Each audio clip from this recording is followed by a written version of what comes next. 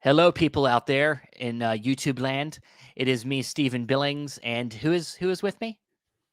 Your extra host of Chasing Labels, Andrew Cabral. Oh yeah, I know that guy. Yeah, Yes, I said cool. extra host instead of co-host. I don't know. Seems Hey, a you're little an cool. extra host. I Yeah, guess that's cool. we don't have just one host. We have an extra host True. too. True. Yeah. So, but yeah, done with intros. We're here on the Chasing Labels YouTube channel to do a nice little run through for you. A little, I wouldn't say review, but just kind of a rundown, kind of a pickups video of sorts. But recently, if you saw, we had from Umbrella Entertainment, we had Ari Harrison on, who's the GM over there. Fantastic interview. He was really nice, really just really open about everything he does there, and all the, not even just the facet of physical media, but theatrical stuff, and he was just a great talk. And we're gonna have more to do with Umbrella in the future. We got some other people from there that we're gonna talk to, but at the end of the interview, off camera, he was really nice and just was like, "Hey guys, go into the Umbrella store and pick up some stuff." We were Yes, he like, did. He "Yeah." said that, and Steven froze for a I, good couple of seconds. well, I froze, and then Andrew thought I was like almost going to turn him down for a second. Like, Yes, I did think that. I he had was to like, "Wait a I had second, to walk him Steven. through it. You got to just Wait a." say thank you. Sounds amazing. Okay, Well, just make it it's happen. when somebody says, "Hey, here's some free stuff," like it just You don't know feels how to weird. react. You I know. don't. I mean, like it's cool and everything, but it's like I don't. I don't like to take free things from people, especially when it's just we're doing this because we love it. But Right. he was nice enough, and it almost it would feel bad to say no. So also, Yeah, so it's and I like think that. You know, yeah, I think for us, the big thing is just getting these people to carve out some time during their schedule in their yeah, lives to yeah. come on and talk to us for an hour, hour and a half, sometimes 2 That's hours or all we need. more, That's all we want is we want to and that's kind help. of our main thing, you Yeah, know? and we don't expect anything from it. We're not making money off this. But when somebody does that, it's really nice. And once again, thank you to Umbrella and Ari over there for doing this and letting us get some fantastic Blu-rays from them. So Yes, that's what yeah, we're gonna do. We're gonna go through what me and Andrew picked up from their store and shout it out a little bit, and then I think we've both seen probably most of the things that we picked up, if not all of them. But yeah, I think um, I've seen everything because 'cause we've talked about yeah, it on the podcast. All of these releases have come out within the time frame that we've been doing the show, yeah, yeah, and we've been covering Umbrella pretty much since nearly the start of our podcast, 2 years ago. yeah. So, it's like we've grown up with them a little bit. Well, I Uh, mean, they've been around for a while. You hear their right. interview, but for us, yeah, like you know, as we've done the show, a lot of this stuff is now. Some of the stuff I got where was a little older, I think, maybe I'm not sure, but we'll see. We'll see. We At least shall. one of my releases, I think, might have been before we started the show. But what we're gonna do is there's gonna be a couple crossovers, I think. And Andrew shamefully ordered more than I did. Um, I did. yeah, On he Stephen will not let me let it down, I no, guess, or no. not give it up. Not give it up that I did go a little bit too much, but I combed the website thoroughly over and over again. I'm a very thorough shopper when it comes to this, but yeah, let's get into it. Steven, do you want to kick it off with what you got? Sure, sure. Let's go. Should I start with something that we both have, or should we wait to do them later? I don't know. You want to get those out of the way Let's now? get them out of the I way. can just adjust my stack. Yeah, yeah. We'll get those out of the way. So the first one I'll bring up here is a very new release. It's one I haven't seen, so I'm going to start with this one because I know Andrew can speak to it a little bit more, and that is a Bittersweet Life. Um, this is one that Andrew I know very much really loved. It is from director. You'll have to Kim Kim Ji Kim Woon. Kim. Yeah, I'm me. I don't know names, but I know it's the same guy that did um yeah, here I I go. saw the devil. I Saw the Devil. God, this is a great start for me. I Saw the Devil, which I love that film. And this I love the cover art here. That's amazing cover art. I love it. But I just wanted to blind pick this up because Andrew very much recommended it. And it was right around the time that we'd done the interview. I was like, I think we can get this one in. So we did. So it's a great Please talk about the movie, Andrew. Yeah, you know what? You're right. This was actually a recent release from them, and I believe this came out in April. So they were gracious enough to send it to us Yeah, right around the time when it came out. So kind of a brand new feature. But yeah, this is directed by Kim Ji Woon, who did, like we just said, I Saw the Devil, which is just one of the harshest films you ever see. But he also directed A Tale of Two Sisters, which which is is fantastic. another film that Umbrella is putting out on Blu-ray as well. Yeah, And yeah, this is a fantastic kind of neo noir film, and it's about he's a nightclub owner, a nightclub manager, and he kind of um he gets in a bit of trouble in the kind of Hong Kong underworld, I yeah. believe. Oh no, I mean Korean gangster underworld. Sorry, I'm getting my Come on entertainment now. mixed up. And yeah, and basically he's tasked with the task of having to essentially babysit the girlfriend of the mob boss that he works for. And of course he lets her get away with things she shouldn't be getting away with, and he has to face those consequences of that. It's just a gritty, great kind of crime drama that I really, Yeah, really dug a lot. So that is A Bittersweet Life.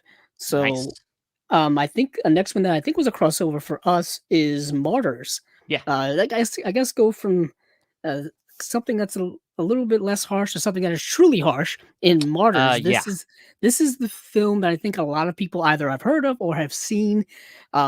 It was part of that whole kind of torture porn thing on the horror genre in the 2000s, and this is one of the poster films of that era.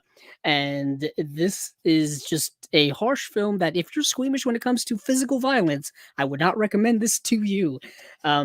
It starts off in one way and then takes a harsh left turn into another direction, a more philosophical direction I think has been debated and has been found very fascinating.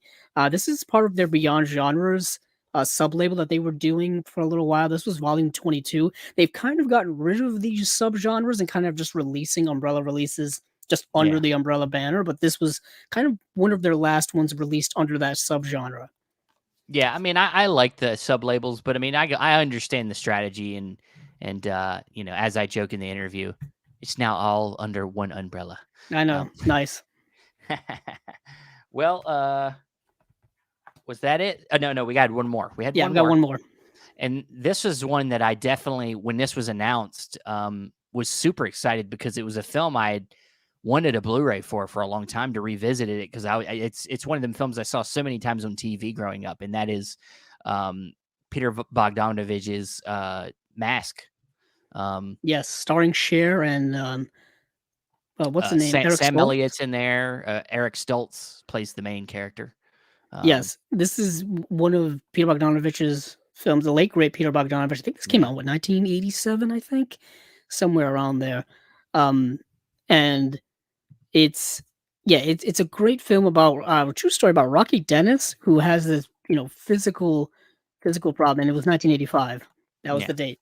And it has this physical health impairment, and it just goes through kind of like his life and his struggles and his relationship, specifically at the core of this film with his mom, portrayed by Cher, who does an incredible job in this film.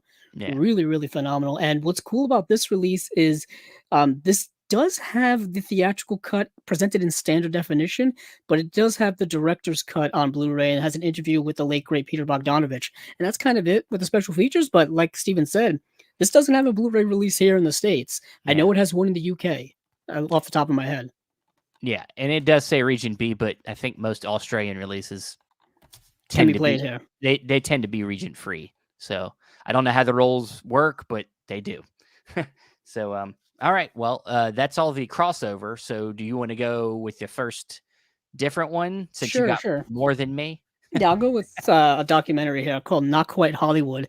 I think we've referenced this documentary so many Oh times on yeah, the yeah, show because anytime there's an Australian film that gets a Blu-ray release, clips of this are used as special features on that release. yeah, And it happens all the time. And this was part of their Ozploitation Classics line, which I know was a huge fan favorite amongst many.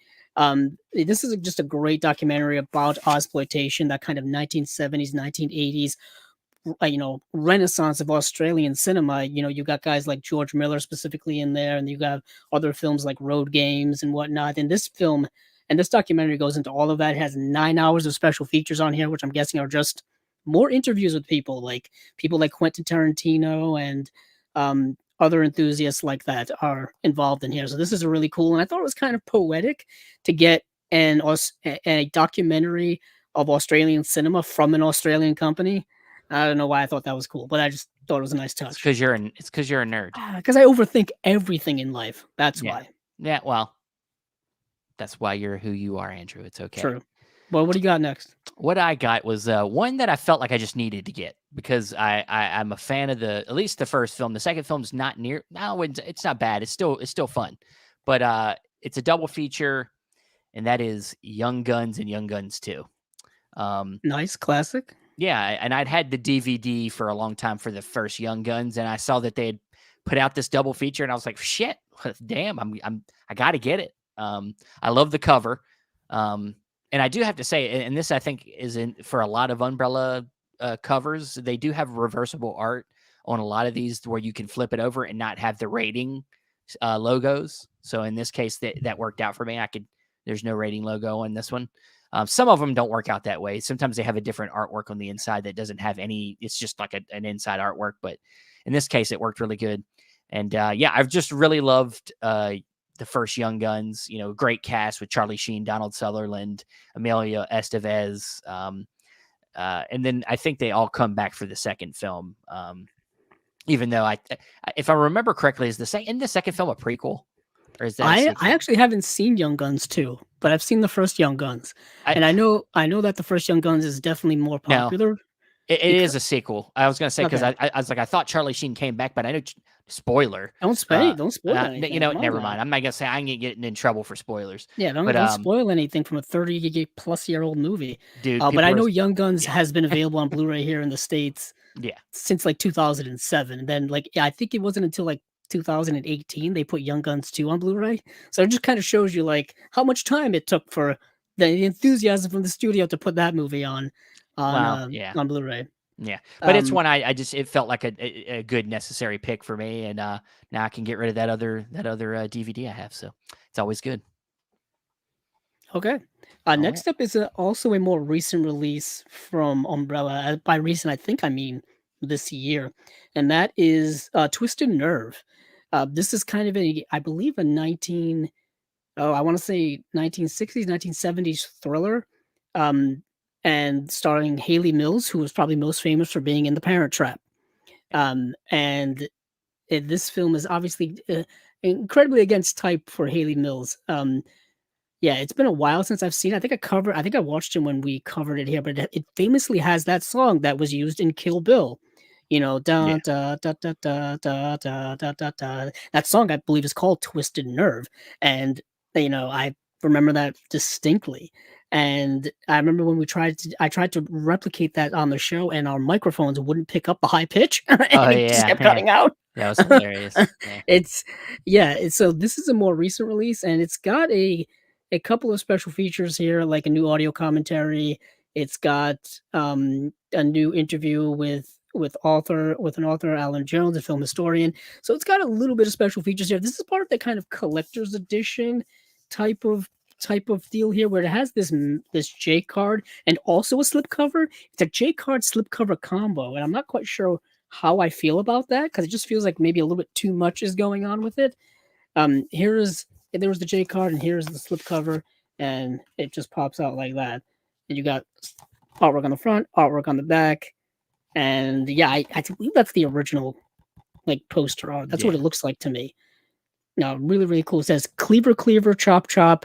First the mom and then the pop. Then we'll get the pretty girl. We'll get her right between the curl. How twisted is that? Hence the title of the movie, Twisted Nerve. This is one of the most controversial psychosexual thrillers of the late 1960s. The score's done by Bernard Herrmann. That makes sense now. That makes sense. Yeah. Yeah, it says enough to make even Hitchcock jump. That's great. That's a great tagline. Well, yeah. I hope. Well, was he dead by then? I was gonna say. No, he died in 1979. Yeah. He didn't have a say in whether they could use his name in that. But awesome. Yeah. Didn't Twisted Nerve get another release? Wasn't it in print? Or not in print? I feel like it got released somewhere else as well. Like I think you may be right. Let me check right now. maybe it was Kino. It did get a Blu-ray release in actually just last month in imprint. Yeah, it was in print. There you Yeah. go. Huh, interesting. Two Australian labels got the same movie. All right. No, hold on. No, it's not. It's not in print. It's no. It was Umbrella, but I think it just got released here in. Oh, you know what it was? Umbrella's now become a partner label with Vinegar Syndrome, and that was one of their releases here. Twisted Nerve was one of their. I don't. You sure?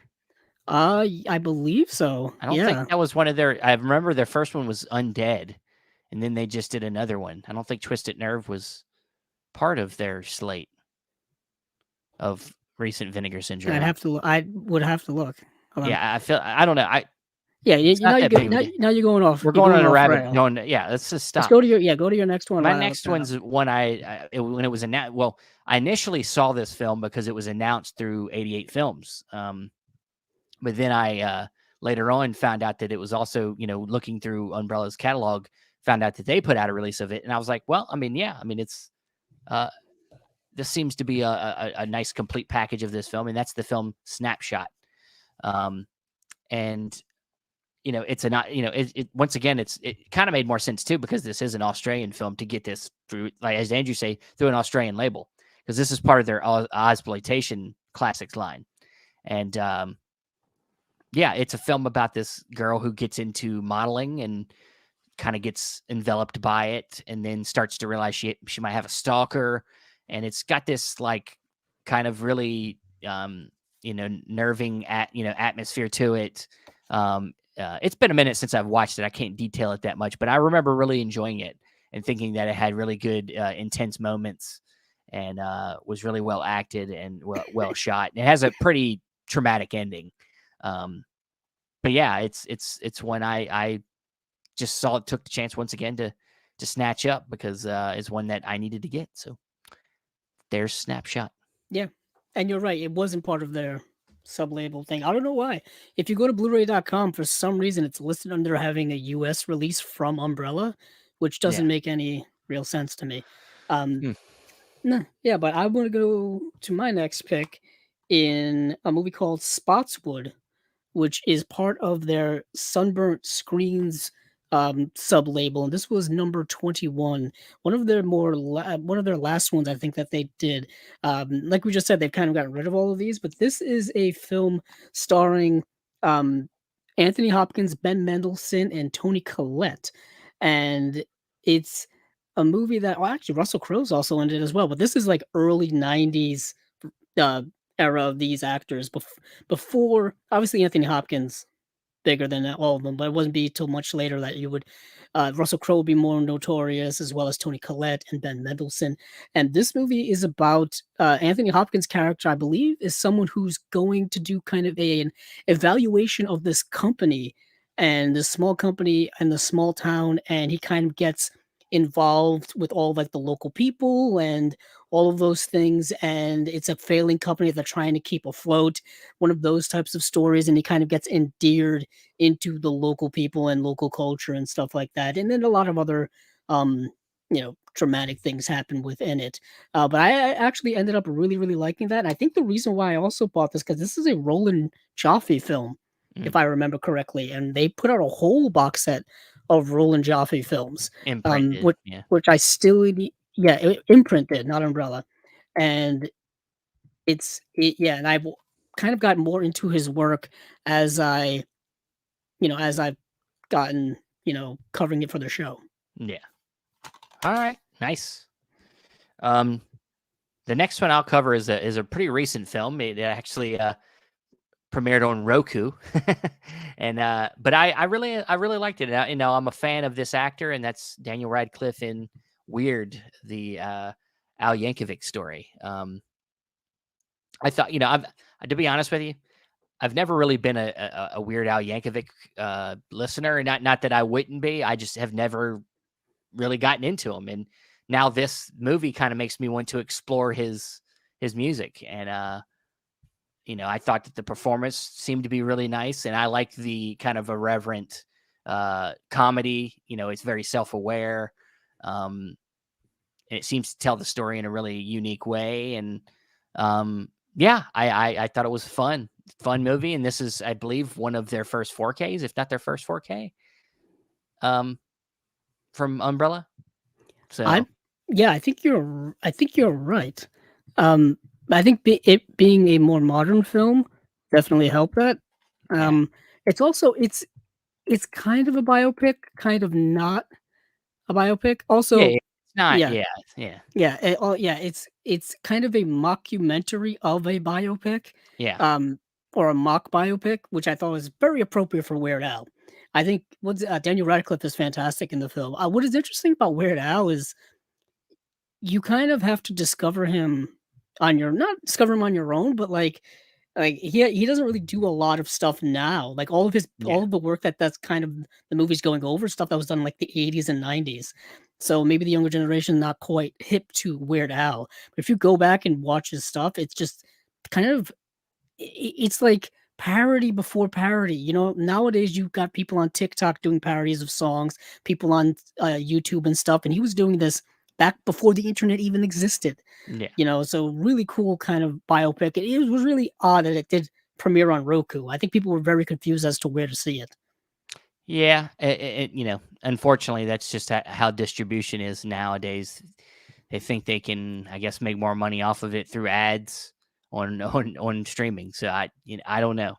I don't know what the budget was on this film. I doubt it was that expensive. But yeah, I really enjoyed this, and it's one of the more interesting Daniel Radcliffe performances. So Yes, and I do want to make a correction. Spotswood is not directed by Roland Jaffe. It's directed by Mark Jaffe. ah, So I wanted to change that up. Also, this movie has an alternate title called The Efficiency Expert, which is not that not that great of a title. it's I not a also good want to title. mention yeah, and I also want to mention that this release does come with 2 discs, and one of the discs is actually the CD soundtrack of the movie, or the original score, more appropriately titled. Oh, nice. So I did want to mention that. Had to correct myself so that people didn't take away my, I guess, film fan card or whatever the case may It's be. okay to be wrong sometimes. I guess that's true for the most part. But next is a film that I think we covered way early on in the show, and this is a film called Shame. This is kind of a bit of an not underground Australian film, but I had never heard of it when we covered it for the show when this release actually came out. This is part of their Sunburnt Screens line number 13, and this is a film that I believe came out in the 1980s, and it is about a woman who comes to town, who comes to like this small town, who gets stranded there, like her motorcycle breaks down, and for some reason this town has a real problem when it comes to um corruption and like specifically youth corruption, specifically when it comes to the way the male youth are treating women, specifically women of their own age, like getting away with all kinds of horrific things like sexual assaults and rapes and things like that. And this woman like tries to get the women in the town to come forward and combat all those things. Very progressive and very kind of modern, really, because you see a lot of these things being discussed more openly now, because of social media, because of the cultural climate, and because of things like that. So this film was really tackling a lot of those things, over 30 years ago, and I thought it was a really well done film in that dramatic sense. So I thought this was something I kind of wanted to pick up to add to the collection because I thought it was a really pleasant surprise. Um, yeah, this is a really good film. It does have just some interviews here when it comes to special features and audio commentary and stuff like that. But it's a nice little package here, so I would definitely recommend this. Nice. How many more you got? I've got 2 solos and a box set. All right, do your 2 solos. Okay, they But are. keep going. I only have one left. So. Oh, okay then. I think yeah, we did say that I do have more than Steven. So the other one here is another Sunburnt Screens one. This is number 17, and this is Love Serenade, starring Miranda Otto. The reason why that name may sound familiar to people is because she was in Lord of the Rings. She played Eowyn in The Two Towers and Return of the King. And that's really the reason why I watched this film initially, and then why I also bought the movie, because I did not have a lot of Miranda Otto films in my collection, really none at all. I know recently she was in the Netflix series. Sabrina, or was it Chilling Adventures of Sabrina? I think was the longer title, based off of a comic book series. She played one of the aunts in that film. I think she played Aunt Zelda, if memory serves. But yeah, she's in this film. This film is from the '90s, and it's another film that's uh, a bit of a drama, a bit of a family drama. Basically, it's based off of two sisters who both kind of get uh in a bit of a love triangle with the same man, and he's kind of just like a shitty guy who's kind of playing them and off of each other, and he is just, kind of not treating them poorly, but like, being dishonest and all the kind of stuff, and it creating this sibling rivalry and all kinds of stuff. I thought it was a really well done kind of indie Australian drama from the '90s. And then next up here is actually a movie I haven't seen yet, so I can't really say much about it other than it stars Ben Mendelsohn once again. I didn't know that Ben Mendelsohn apparently had an entire career in Australia before he came over and did stuff in Hollywood like 20, 30 years ago. But this is The Big Steal. And this, I believe, is one of their earlier sunburnt screen ones. This is number 7. I can kind of tell because it's not the clear packaging, it's just a regular Blu ray case. And yeah, this is a movie, like I said, it's a kind of an indie comedy starring Ben Mendelsohn. For some reason, it reminds me of After Hours. I don't know. Um, the premise of this film is that, um, yeah, he's supposed to pick up this date in a Jaguar, and he can't quite get the Jaguar, and kind of, I'm assuming zaniness and complications ensue from there. I'm thinking it's one of those like one night in the life where just crazy things happen types of movies. I could be completely wrong on that, but that just seems to be the premise of this. Yeah. I mean, Uh, I love Ben Mendelsohn, so I do yeah, too. good actor, good actor. All right, well, I'll do my last one, and then you can hit your box. Oh, I don't want to spoil it. Um, but my last one is the one I had been wanting to get for a while, and I hadn't seen it, but I was just gonna take a chance on it, and I did watch it before doing this video, so I can now give my impressions on it. But kind of a cult classic, Hobo with the Shotgun. Some grindhouse action. Yeah, some grindhouse action. Rutger Howard plays the lead hobo character. I'll say this. I like movies like this. I love movies that really they like to go harken back to like old school ways of making movies. Like, I mean, even some of the other Umbrella releases. Like I love shit. Once again, I'm blanking on names. The Psycho Gorman. Like I like that, like the practicality, how that movie was made, and just other films that are like exploitation films that they're making today, where they're really taking their influences from that time. And this film very much wants to be like a grindhouse movie, super violent, almost to a hilariousness. Like the effects are like purposely like really kind of, some of them are pretty like bad. like you can tell that it's not like rubber, like they smash a dude's foot with a hammer and it like breaks apart like plastic. It's not, things don't break that way, like human bodies don't break the way that they break in this movie, or people's heads don't get shot off and they completely explode the way that they explode in this movie. But it's fun. It's definitely fun. My thing is it's not, the characters are not endearing enough for me. There's not enough there, like around the violence and bloodshed that makes it that not that endearing of a movie, or something I would want to revisit multiple times. I do like that they kind of drop you in the world, which is this kind of post-apocalyptic kind of violent kind of world. Where parts of it seem normal and then other parts of it seem like you can just murder people anytime you want. Yeah. Have you seen Hobo with a Shotgun? I have seen it. I can't remember if I own it or not. I don't think I do. I remember that being in Best Buy Blu-ray bargain bins for the longest time. Also, that's based off of one of those fake trailers that was in the Grindhouse double feature by Quentin Tarantino and Robert Rodriguez. Yeah. That along with Turkey Day or something like that. Yeah. Which I guess is finally getting turned into a movie, the Eli Roth directed trailer. And apparently that was just one of those fake trailers that they decided to turn into a real movie. Interestingly enough, I think the original actor that was in that trailer like purposely disappeared because he didn't want to be in the movie, so they ended up casting Rutger Yeah. Hauer. I It watched was some I watched some of the features and yeah, he was planned to do the role and then he kind of disappeared and just he's got his own mental issues that he mm, couldn't handle trying to do that thing. But I mean, but it yeah, it worked out I think for them. They got Rutger yeah. Hauer What to is play the character. interesting, yeah, what is interesting that the movie was shot like on amazing looking red cameras and then Yeah. was post processed to look like a shitty grindhouse film because that's Yeah. the vibe they were going for. It's very much in line with, like I just said, with Planet Terror and Death Proof. Yeah. You can like triple feature these three films, just have a And mega grindhouse time. then you could put Machete on And then and Machete as well. I think yeah, is another one. I think that wasn't that one of the trailers that was fake trailers that was in there too. it might be. Yeah. Yeah, and then Machete Kills, and there was Yeah. supposed to be a third Machete, but I don't think it's gonna happen. I don't know if you ever saw Machete Kills, but there's a fake trailer at the end of that movie for like Machete in Space, I think, Oh and wow. it's Machete in Space. It's exactly what you would think it is.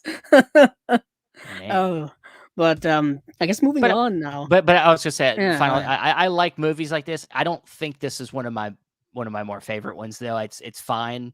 It's got some fun moments, but it's a little bit hollow, more than I would like it I to don't. be. So Yeah, I don't think it's supposed to be like a meteor type of film. You know what I mean? Like it's supposed to be kind of like cheap thrills I and mean, it's definitely being cheap. It's bloody cheap for thrills. bloody. You know, It just being like they don't really go too deep into the characters at all. Like it's this very just like, why is this hobo so skilled with the shotgun? You don't really need to well, know. just everything just happens. There's no meaning behind anything. It just happens, and that's what's a little bit, you know. I know it's movies don't have to be all a certain way, but it just on the first view, it didn't hit me as being much interesting other than to have, as you said, cheap thrills. So, Mm, but gotcha. Well, let me get into my final one here, and this is the box set that I was debating whether to ask for because I thought it would be too much. Steven he didn't guilted me debate. after I sent him my list of He stuff I didn't wanted to debate. get, and he still guilts me to this day. And this is Yep. the box of Burt. Burt Reynolds. This is one, two, three, four, five Burt Reynolds films, if I can Yeah. count. Yes, five Burt Reynolds. You have Cannonball Run 2, The Best Little Whorehouse in Texas, Stroker Ace, and The Man Who Loved Women. And these are all 1980s Burt Reynolds films. And I just like I had to at least try to get it. Worst thing they could say is we don't really want But to part with that. It's an but you, expensive box set. nah, I sure. mean, what's cool about this box set, these all come in individual cases. So there's no worry about any type of like questionable packaging. They're all individual cases. They all come with um, just tons of special features. The Cannonball Run is on one disc. I do want to make mention of that just in case people are interested in getting this. I know this came with also like a much larger, more elaborate package with all kind of goodies related to Burt Reynolds. I think that's long sold out. I think Well, that was sold that's out in pre-orders. no. I was gonna say I think if people are not aware, some people might not be aware, but um, most of the time with pre-orders with Umbrella, you do get more enhanced packaging. It's usually Mm. bigger, they're thicker sets, they're more substantial sets. Um, you know, but once the pre-order is done, then they go to these slip cases and more standard packaging, which I think the standard packaging a lot of times is still pretty good from them. Like Oh yeah. like that box you got is pretty nice, even though it's not considered the more premium packaging. Yeah, and the box here has actually got a nice matte finish Yeah, on it. So I mean, you can't really tell. It's like a matte gloss, if you will. yeah. But there's a little bit of texture to it. It's a thinner cardboard, but it works. You know, I'm not gonna be throwing this thing around like a football or anything. It Why also would you does. do that? I don't know. I do see sometimes these things just happen to kind of fall apart on their own. But this also does come with a booklet as well, and the booklet is in the Best Little Whorehouse in Texas case. So you do get a booklet here, stuff on the front, Nice. and I believe some essays and pictures, and it's all about like Burt Reynolds and things like that, which is very very cool. A nice little touch. If you're gonna, I feel like booklets or books and box sets go hand in hand. Like you kind of have to have one and have the It's other nice to come have a together. little reading material. Yeah, Right. yeah. So that is it when it comes to that. Um, Yeah, and also if you're a big fan of Burt Reynolds, chances are you've seen these films. I think Cannonball Run is probably a classic that everyone's revisited very often. Cannibal Run 2, not so great. Best Little Whorehouse in Texas, starring Dolly Parton, is just a kind of a great cultural thing. Like just to Yeah. see Dolly Parton and Burt Reynolds on screen together. Stroker Ace, I believe he's a race car driver in that, which makes a lot of sense. Um, and yeah, All right. and yeah, it's good. It's a good set, a really good set. Um, I, I'm glad I took the chance and got it. I'm glad you got it, Andrew. Thank you, Steven. I'm glad I, you're I, I happy. appreciate your your uh your favor, I guess. Sure.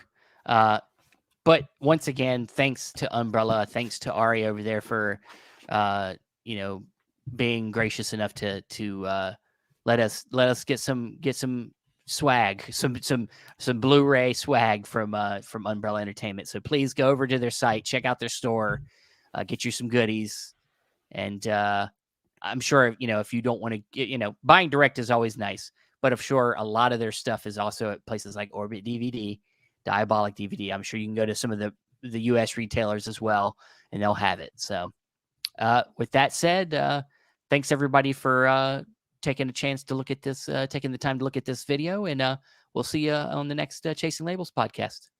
Bye. Bye.